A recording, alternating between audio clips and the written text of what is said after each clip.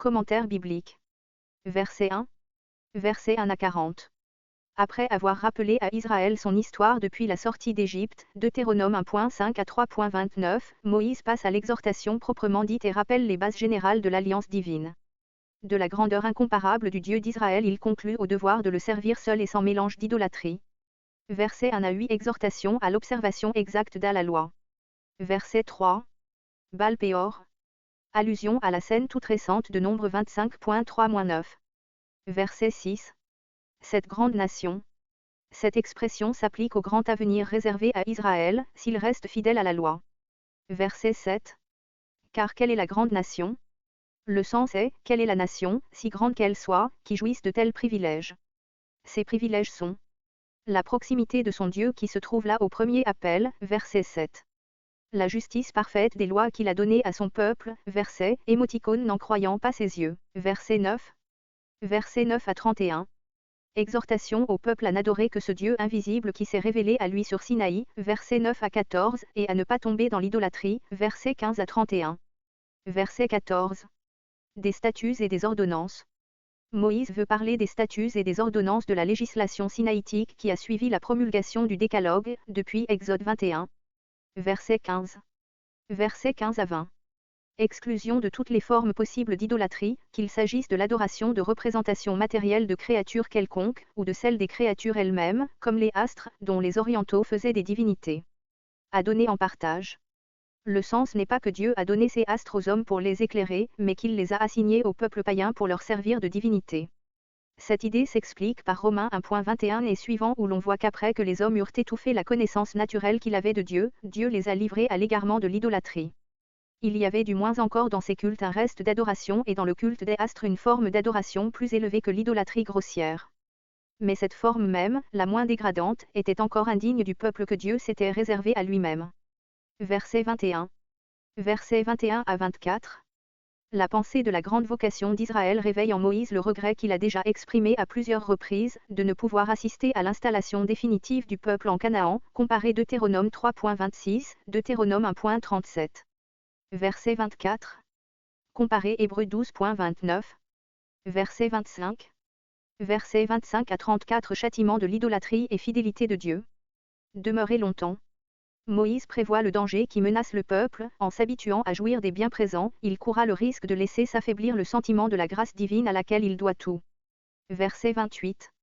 Lorsqu'Israël aura été exilé pour son idolâtrie, il continuera d'abord à s'y livrer avec les peuples païens chez lesquels il aura été dispersé, mais à la fin un meilleur esprit se réveillera chez lui et, revenant à son Dieu, il retrouvera sa faveur. Verset 29. De tout ton cœur, non pas surtout pour échapper aux souffrances du châtiment, mais par un sentiment de sérieuse repentance. Le Deutéronome ne cesse d'insister sur le changement du cœur. Verset 31. Tes pères, les patriarches. Verset 32. Versets 32 à 40. En terminant, Moïse rappelle à Israël les manifestations éclatantes par lesquelles Dieu a scellé son élection. Encore plus que la crainte du châtiment, cette pensée finale doit rendre inébranlable sa fidélité à son Dieu. Verset 33. Demeurer en vie. Comparez Exode 33.20, Deutéronome 5.24-25, Juge 13.22. Pour l'homme pécheur, la présence de Dieu est un feu consumant. Verset 34. Essayez. Nul autre Dieu n'a même essayé de faire pour son peuple ce que Dieu a fait pour le sien en le retirant d'Égypte. Verset 35. Après l'avoir ainsi délivré, Dieu l'a instruit solennellement. Verset 37. Un troisième bienfait, l'établissement du peuple dans la terre promise à ses pères. Leur postérité, littéralement, sa postérité, celle d'Abraham, le principal des ancêtres d'Israël. Par sa présence, littéralement, par sa face, conformément à Exode 33.14, ma face ira et je te donnerai du repos. Verset 41. Versets 41 à 43. Appendice historique, ville de refuge au-delà du Jourdain. Le premier discours, maintenant terminé, n'était qu'une introduction aux deux qui devaient suivre. C'est à ce moment que le rédacteur place l'exécution de l'ordre donné au chapitre 35 des Nombres, relativement aux 3 villes de refuge à établir dans le pays à l'est du Jourdain. En exécutant ainsi, avant de mourir, l'ordre divin, Moïse donne à son peuple l'exemple de l'exacte observation de la volonté divine et sanctionne par ce dernier acte d'obéissance la prise de possession de ce territoire déjà conquis au-delà du Jourdain. Verset 44. Versets 4.44 à 26.19 Second discours, la loi répétée et recommandée. Ce second discours comprend, après une courte introduction, versets 44 à 49, deux parties distinctes. Dans la première, chapitre 5 à 11, Moïse rappelle au peuple les 10 commandements sur lesquels repose tout le reste des lois divines, puis, ajoutant continuellement les exhortations aux enseignements, il insiste sur le grand principe de la religion israélite, le monothéisme, l'adoration de l'Éternel seul. La seconde partie, chapitre 12 à 26, contient des recommandations et des lois plus particulières.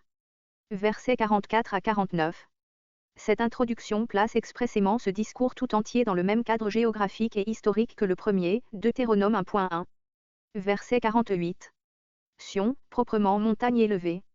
En hébreu l'orthographe de ce nom diffère de celle du mot qui désigne la colline de Sion à Jérusalem,